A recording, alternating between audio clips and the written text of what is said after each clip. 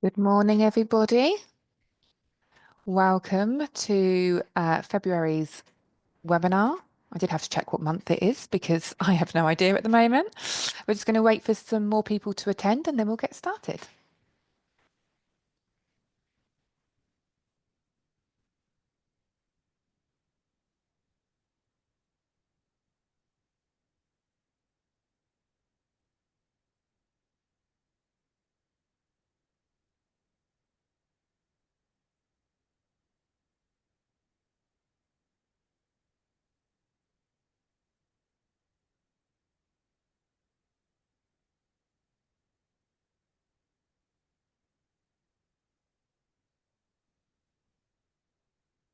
Uh, shall we start, Amy? Let's do it. Perfect. So good morning, everyone, and welcome to our webinar. Today, we are going to be looking through why training is important from the people that matter.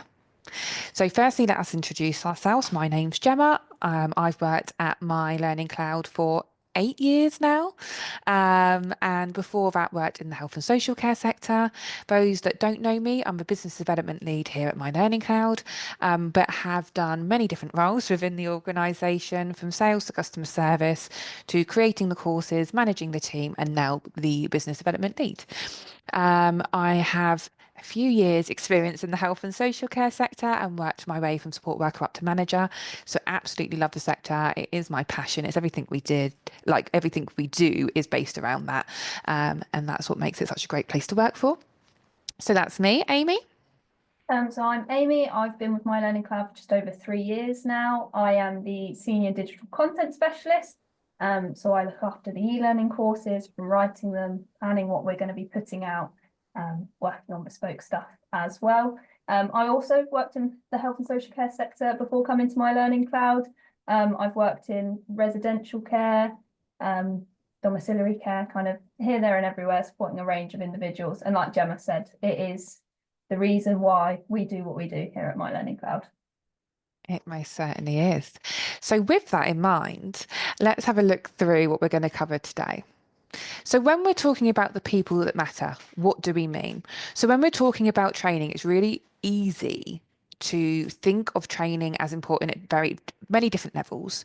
The top one, usually, we talk training, we talk compliance, we think CQC. And why is that? Well, that's because obviously they're the ones that come in and will inspect the service, and in that will inspect training. It's something that we know that happens often. We know that My Learning Cloud really supports the CQC inspections and really supports organisations to prove compliance. So that's good. We tick a box with CQC. The organisation, obviously, the organisation has a duty as an employer to train staff to a certain standard. In health and social care, in particular, that is a larger list than some other sectors out there. And it will mean that we have to cover probably around about 20 courses as mandatory, and then further on for individuals we support with any individual needs that they may have. So as an organisation, it's really important that we have good training. Good training is available, but not only that, but also that the training is accessible and the training is in a format that really suits what the individual learners do. So that's also another tier to it. Amy, what other tiers do we look at when we're thinking about training? One of the first ones that also springs to mind is the learner, the person who's actually doing the training themselves. So training is obviously important for the learner on a personal and professional development level. We, as a sector, are always trying to upskill the practitioners that we have, whether it be support workers or at higher levels. So the training is important for the learner so that they can deliver the highest quality care they can with the most competence and the most confidence. And moving on from that, the kind of area that we're really focusing on today is the most important person being the individual receiving support. And when writing the courses, that's something that we really kind of embody through the learning that we provide.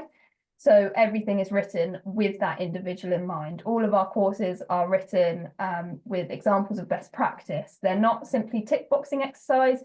We find examples of best practice. We find case studies. We use scenario-based activities so that your staff are learning through practical examples of what it's like to support the individual, and throughout it all is that kind of golden thread of person-centered support, because it is the individual that is the expert on their support, and we can provide all the training that we can, but really it's crucial to understand that it should be centered around the individual and their unique needs and preferences. So who do we mean? That's who we mean, the individual.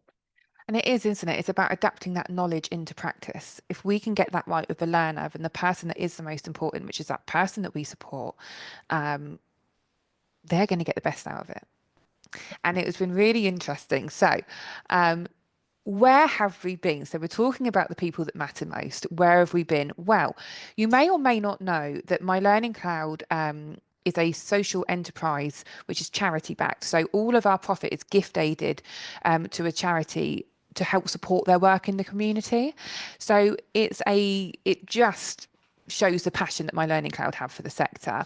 And what it enables us to do is obviously have the ability to really lock in and get first hands-on approach to our training. So we can go to lots of different services and really support our passion in true life examples. So what, like we were saying earlier, me and Amy have both worked in the health and social care sector. So throughout our training, there are those examples of putting the knowledge into practice. But what better way than us going out and speaking to individuals and really understanding what it is that they also want from the training? So we have been to a few different services. We've been on the road, Amy, haven't we? And went and visited some people and had some wonderful conversations. Honestly, it was one of the best days at work I've had in ages. I'm sure Amy would agree. We were out. Chatting with people and really exploring why is training important to those that matter. Again, getting away from the tick box of training and actually looking at it more as we deliver something for a reason, and it's so important and cannot be overlooked. And I just think it is a beautiful opportunity as an organisation that provides training to be talking to these individuals on a one-on-one basis. And as you know, My Learning Cloud, everything we do and create is in-house as well. So if we hear something on our journeys and when we're talking to individuals that we support, we can input that on that review. We can think, yes, great, we've got those notes, we've done that research. So we've been having some really great conversations, haven't we, Amy? It was, like you said, a brilliant day. It was fantastic, honestly. Me and Amy both left like, yes, absolutely charged up. And it was fantastic. And we went to 3 or 4 different services, all with a variety of people with a variety of needs. So we definitely made sure that we were speaking to lots of different individuals to make sure that everything that we do, I guess, translate into training is relevant. Because, like we said earlier, person centered is our main key. That's what's important to us. So, if you take anything away from our training, is take the training and tailor it to whoever you're talking to. And we try and give you examples of how to do so. And it was just honestly delightful to get out there and talk to individuals and just see how they benefit on a day-to-day basis from what we do. So, Amy, what did we learn?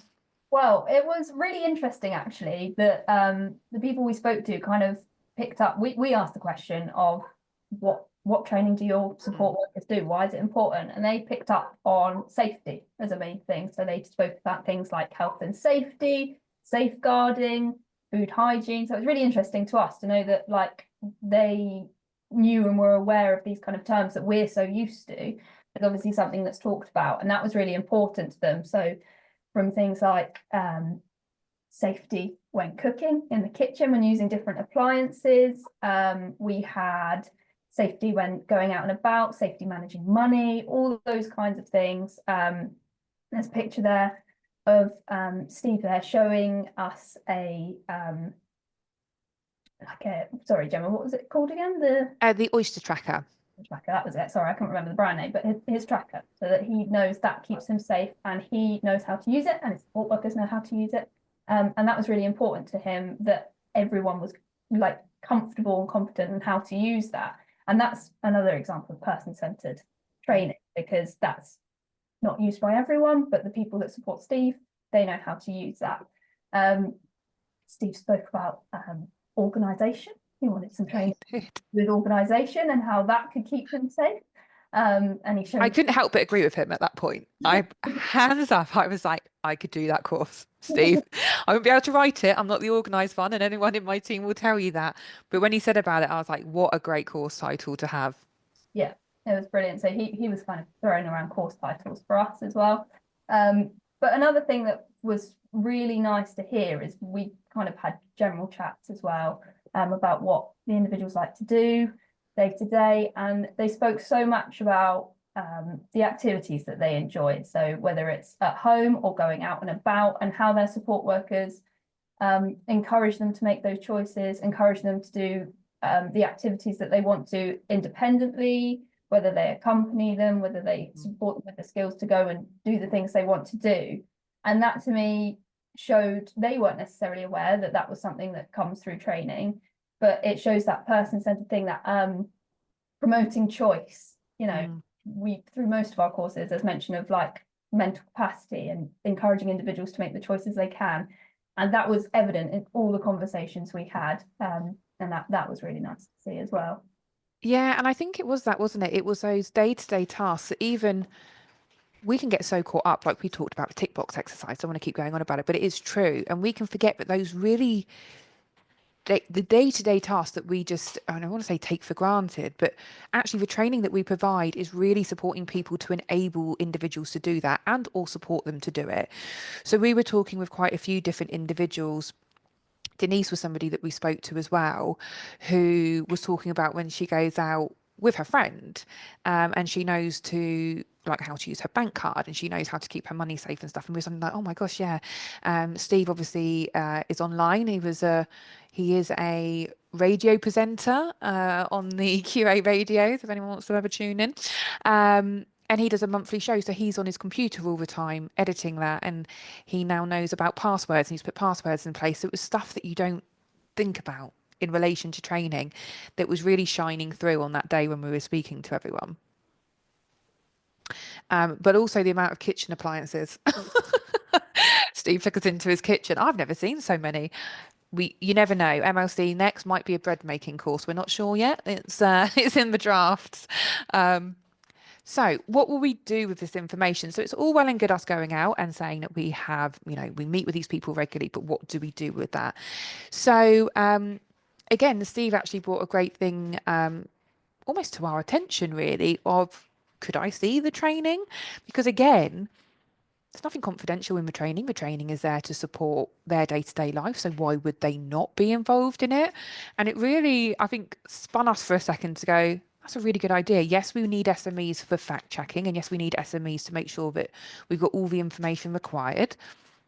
And absolutely, there are certain things that we know that we have to meet with learning outcomes, etc.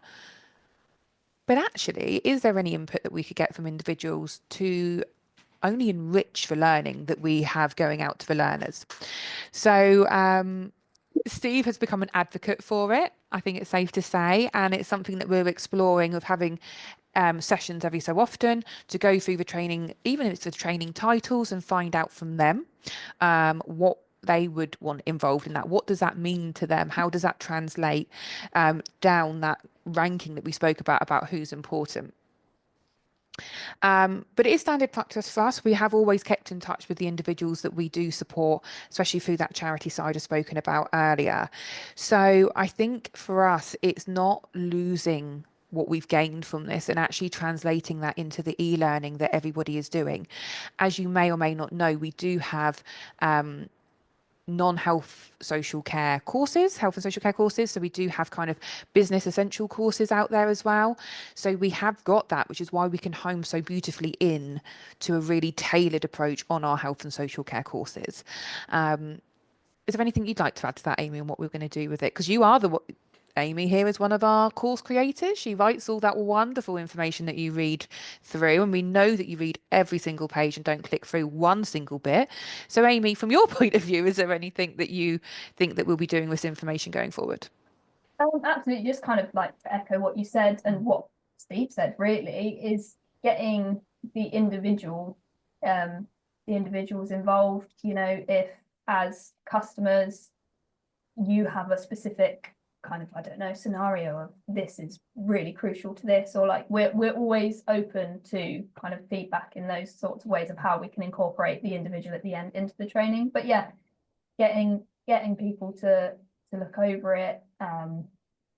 Steve even mentioned about training for himself.